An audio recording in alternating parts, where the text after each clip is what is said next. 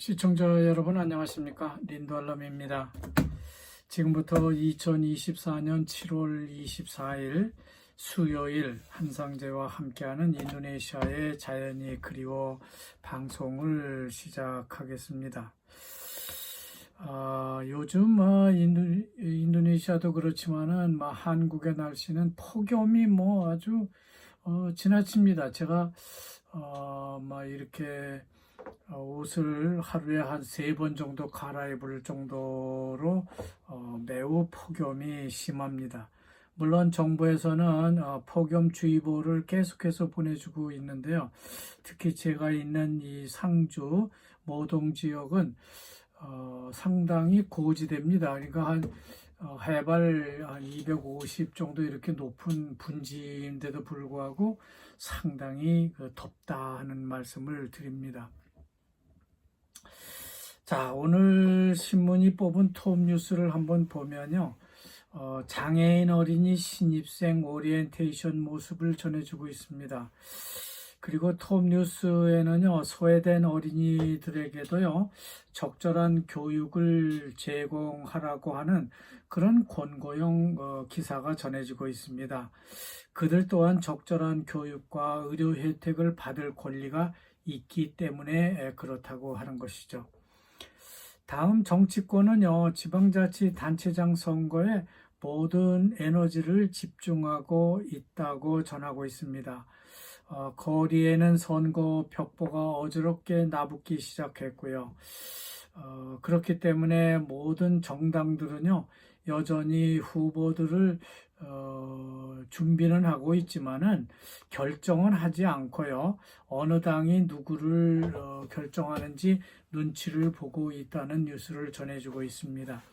이미 상대당이 누굴 후보로 내세우는지 그걸 보고 자기 당도 후보를 결정하겠다고 하는 것이죠.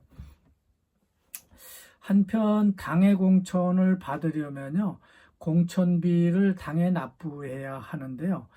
그게 얼마인지는 아직 정해지지 않은 모양입니다. 인도네시아도 이건 마찬가지라고 생각되고요. 제가 어제 아침에 서상주 농협이 주최하는 신인 신규 농민 교육을 받았습니다. 근데 거기도 가보니까요, 그런 교육은 정부에서 그저 하고 돈을 들여서 하고 있지만은 아주 형식적으로 하는 일종의 농협을 소개하는 그런 자리였습니다. 그런데 들리는 얘기에 의하면은 조합장, 농협의 그 조합장에 한번 되려면요, 한국 돈으로 5억 원을 써야 된다고 합니다. 이처럼 인도네시아도요, 지방자치단체장이 되려면은 공천비를 당에 내야 하니까 당은 공천비를 내는 사람을 찾기 위해서 기다리고 있는 것 같다는 그런 생각이 들고 있습니다. 하여간 어제 서장주 농협에 가보니까요, 비닐하우스에서 키운 샤인머스켓 포도가요, 청포도죠. 한 상자에 이렇게 상자를 곱게 담아서요, 4송이 정도씩 담았더라고요. 그렇게 담아가지고 출하를 하고 있었습니다. 근데 가격을 물어보니까 예전만 못하다고 합니다. 한 상자, 그러니까 2kg들이 그 청포도 한 상자에 5만 7천 원 정도를 받는다고 하니까요. 이게 농협 납품가입니다. 그러니까 아마 농협에서 일반 시중에 팔려면은 여기 유통비라든지 관리비 이런 게 들 테니까요. 적어도 2kg들이 샤인머스켓 한 상자에 5만 원에다가 한 30%, 3, 40%를 더해야죠. 그러니까 5, 4, 20, 한 7만 원, 한 10만 원 돈이 들어야만 청포도를 먹을 수 있겠다는 생각이 듭니다. 어쨌든 농민들은 납품가가 그러니까요. 너무 납품가가 낮다고 거기 모인 농민들이 걱정을 많이 하고 있었습니다. 상주 모동에서 재배하는 샤인머스켓은요, 이 지역의 고도가 높고요. 우리나라에서는 특별히 이렇게 집단적으로 재배를 하고 있기 때문에 특히 이 지역은 이렇게 분지여서 광합성을 많이 할 수 있는 곳입니다. 그러니까 해가 많이 있고요. 이 산맥을 올라오면서 구름대들이 거기서 비를 내리고 있기 때문에 분지하는 사실상 비가 많이 내리지 않습니다. 그래서 당도가 높고요. 샤인머스켓 특유의 향을 내는 그런 포도가 나온다고 합니다. 물론 샤인머스켓은 씨가 없고요. 껍질이 연해서 다 먹을 수 있는 그런 명품 포도를 생산하고 있는 겁니다.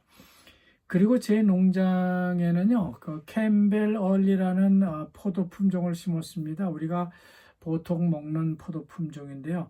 이것도 지금 색깔이 변해서 아주 짙은 색으로 가고 있습니다. 곧 여름이 되게 될 텐데요. 모동 포도가 전국적으로 팔려 나가는 모습을 볼 수 있을 것 같습니다. 상주 모동은 다시 말씀드리자면 태백산맥의 그 줄기의 하나입니다. 여기서 시작하는 것이죠. 그러니까 그 강원도 쪽으로 올라가는 그런 그 줄기의 맨 마지막 지점이기 때문에 포도의 명산지라고 부르고 있습니다. 그리고 오늘 뉴스에는 미국 조 바이든 대통령이 오는 11월 대선 후보에서 사퇴를 했다고 하는 뉴스입니다. 그리고 민주당의 해리스 부통령이 대타로 나섰다는 기사가 전해지고 있습니다. 지금까지 부통령이면서요, 전면에 나서지 않았던 해리스 부통령이 참 바빠지는 것 같습니다. 근데 해리스라는 이름은요, 어디서 많이 듣던 이름이죠. 인도네시아에 이렇게 다니다 보면 저가 호텔을 볼 수가 있는데요. 그 저가 호텔 중 이름 하나가요, 해리스 호텔입니다. 그렇기 때문에 좀 기억하기 쉽다는 말씀을 드리고 싶습니다. 하여간 민주당의 조 바이든이 후보를 사퇴하는 바람에 공화당의 트럼프는 아주 신났습니다. 정말 미국에서 트럼프 시대를 다시 여는 것처럼 신났다고 하는 것이죠. 하지만 문제는 그 트럼프가 아메리칸 퍼스트, 그러니까 아메리카 먼저, 미국 우선주의를 주장하고 있는 것이 문제입니다. 미국 국민들이야 그게 좋겠죠. 왜냐하면 미국이 더 알뜰살뜰 돈을 모아서 미국 국민들을 도와준다고 하니까 나쁠 리는 없습니다. 하지만 우리나라 같이 미국에 의지해서 국방을 지켜온 나라들 혹은 또 일본 같이 미국의 그 수출을 해서 먹고 사는 나라들은 미국의 이런 갑작스러운 변화에 크게 당황할 수밖에 없게 됐습니다. 하지만 미국의 여론조사가 맞는지는 모르지만은 트럼프 대 해리스 지지도가 47대 45로 나온다고 전해지고 있습니다. 근데 나중에 나온 또 기사를 보면요. 그것도 아니고요. 해리스가 좀 더 많은 지지율이 나오고 있다고 해서 자, 이게 막상막하가 되는 것 아닌가 하는 생각이 들고 있습니다. 또 이번 주는 그 수요일입니다. 수요일 만평이 나오는 날인데 수요 만평은 어린이 폭력 사태에 반대하는 학부모들의 그 성난 모습, 화가 난 모습을 그려내고 있습니다. 학부모들이 머리 위로 치켜둔 책이 하나 있는데요. 거기에는 에듀카시 안티크크라산 까운무다 이렇게 되어 있습니다. 그러니까 청소년 폭력 반대 교육을 해달라. 그러니까 그런 교육을 청소년들을 폭력을 하지 않는 그런 교육을 해달라. 그런 외침을 그려내고 있는 겁니다. 자, 지금 인도네시아는 건기철입니다. 근데 아주 절정으로 가고 있는 중이죠. 그렇기 때문에 시골 농촌에서 농사를 짓는 농민들은 물을 대줘야 농사 짓는 그 농작물이 죽지를 않죠. 그리고 팜 농장에서는 개간을 하기 위해서 산에 불을 질러야 되는 시기입니다. 그러다 보니까 자카르타 같은 큰 도시들은요, 크고 작은 불이 나기도 하고요. 공기가 탁해서요, 세계 최악의 수준이 되고 있다 하는 그런 뉴스가 전해지고 있습니다. 그렇기 때문에 건기철이 되면 그 오염층이 더 두꺼워진다는 것이죠. 지난 23일 월요일 아침을 보면 잘 알 수 있듯이 자카르타의 맑은 하늘은요, 두꺼운 스모그층, 그러니까 연무로 가득 뒤덮여 버렸다고 하는 겁니다. 따라서 아직도 마스크를 하고 다니는 사람들이 많이 있다고 하는 것이고요. 이런 때는요, 호흡기 질환 환자가 많아져서 호흡기 질환 의사가 바빠진다고 합니다. 지금 자카르타 대기 대기 퀄리티 지수는요, 환경 지수는 160 인덱스를 나타내고 있다고 합니다. 이 인덱스는 건강에 좋지 못한 농도를 말하고 있습니다. 그런데 같은 자카르타라도 동부 자카르타 지역의 대기질 지수가요, 97을 보이고 있기 때문에 최악 수준이라고 말하고 있습니다. 자카르타 동부는 볼루잇과 정가랭 공항 근처, 그리고 땅그랑 공단을 접하고 있는 지역이기 때문에 아마 매연이 더 많은 것 같다는 그런 생각이 들고 있습니다. 사실 자카르타에서 깨끗한 공기를 얻기까지는요, 아무리 정부가 노력을 해도 갈 길이 멀다는 관측을 내놓고 있습니다. 그러므로 시민들은요, 자기 건강은 자기가 지켜야만 할 것이다 라는 말을 하고 있습니다. 주저할 것도 없이 마스크를 다시 쓰고 다니는 것이 좋겠다는 말을 하고 있고요. 또 돼지고기 같은 영양이 풍부한 단백질도 아주 잘 섭취를 해서 건강을 유지를 하고 또 운동도 꾸준히 해서 매연을 이겨내는 그런 방법밖에는 없다고 하는 것이죠. 어쨌든 인도네시아는 건기철에요, 대기 오염이 극에 달하는 것을 볼 수 있습니다. 평소에도 공기가 뿌연데요, 요즘처럼 비가 오랫동안 내리지 않으면 더욱 심해집니다. 하지만 비라도 내리면 그 다음 날은 언제 그랬냐는 듯이 공기가 아주 맑습니다. 이걸 경험한다는 것은요, 그리 어렵지 않습니다. 서울에서 있다가 들어가 보면 알고요. 혹은 싱가포르에 갔다가 자카르타 공항에 내려보면은 그때부터 매연과 공기가 심하다는 것을 직접 느낄 수 있기 때문에 그렇다는 거죠. 최근에 저희 큰며느리와 손주들이 방학을 맞아서 서울에 왔다가 자카르타로 돌아갔는데요. 애들이 금방 공기가 나쁘다는 것을 느끼고 있다고 말합니다. 실제로 가려움증이나 아토피 같은 증상을 보인다고 하는 것이죠. 참 자카르타는 공기도 문제고요. 생활용수도 문제입니다. 물론 교통도 최악이죠. 교통은 마치 옛날의 대만, 그리고 몇 해 전에 방콕시와 같다고 할 수 있을 것 같습니다. 어쨌든 건기가 되면요, 공기만 나빠지는 것은 아닙니다. 국민들이 마실 물도 부족해지죠. 엔테테 같은 오지는요, 물이 워낙 부족하기 때문에요, 건기만 되면은 큰 뉴스거리로 등장하기도 합니다. 먼 거리를 어린애들이나 부녀자들이 머리에 물통을 이고 물을 길러 가는 모습을 전하고 있기 때문입니다. 제가 가본 데로는 롬복 지역도 그렇습니다. 롬복에도 보면은 물이 없어가지고 우물이 달랑거리고 물이 별로 없습니다. 자, 오늘 신문에는요, 또 그래서 그런 것 같습니다만은 조옥자의 한 농촌 마을에서 한 부녀자가 물을 주는 사진으로 물이 부족하다는 것을 대신하고 있습니다. 그렇지만 이들은 먹는 물도 부족하기 때문에 5,000리터, 그러니까 5kg죠. 5kg짜리 큰 물통을 12만 5천 루피아에 하나 사다가 집에다가 저장해 두고 물이 나올 때 거기 저장을 했다가 먹는다고 합니다. 참 이거는 농업용수도 부족한데 더 큰 문제가 될 수 있겠습니다. 수마트라와 칼리만탄의 공기는 더 심각한 문제를 유발하기도 합니다. 거기는 이탄토가 땅 밑에서 타기 때문에 그렇다는 거죠. 제가 연무의 피해와 대책을 보도하기 위해서 KBS TV 기자들과 남부 그리고 중부 칼리만탄 또 수마트라 버간바르와 두마이 팔렘방 등지를 취재한 적이 있습니다.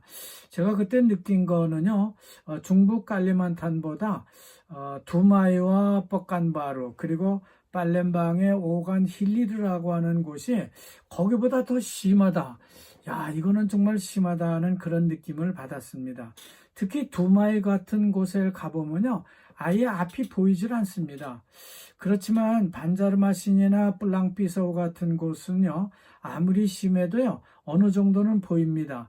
그러니까 반자르마신에서 제가 있던 빵칼란문으로 들어가기 위해서는 아침 새벽 비행기를 타게 되는데, 반자르마신 시내에서 택시를 타고 공항까지 가다 보면 이 건기철에는 차들이 빨리 달리지를 못합니다. 왜냐하면 그 연무가 너무 심하게 껴있기 때문에 잘 가지를 못합니다만 그래도 이 수마트라보다는 좀 낫다고 하는 것이죠. 특히 이 중부 칼리만탄 같은 데를 가보면은 특히 이제 플랑비서우죠. 그런 데는요, 이탄토가 너무 두껍고 너무나 뜨거운 열기가 땅속에서 나오기 때문에 싱콩을 심으면은 거의 다 말라 죽습니다. 그러나 그래도 칼리만탄은 좀 나은 편이고요. 하지만은 오간 힐리르 같은 그 지역을 가보면은요, 아예 이 싱콩이 잘 자라지도 않고요. 팜오일, 그러니까 이 팜나무도 잘 자라지 않는 걸 볼 수 있습니다. 제가 그때 취재를 할 때 신발을 이제 그 운동화를 신고 가게 되는데 그 운동화가요, 이탄토 지역을 지나가면은 너무 땅속이 뜨겁기 때문에 신발이 우글우글 그냥 누글누글해집니다. 이런 걸 보면은 그 이탄토가 얼마나 그 속에서 뜨거운 열기를 내뿜는지 알 수 있습니다. 이러한 이탄토 산불을 막기 위해서 인도네시아 정부가 큰 노력을 했습니다. 그리고 정부는요, BRG라고 하는 이탄토 보건센터를 설립을 해놓고요, 관정을 파기도 하고 작은 운하를 파서요, 불의 이동을 차단한다고도 말했습니다. 하지만 우물을 파면 뭐하나요? 무슨 수로 양수기를 돌리죠?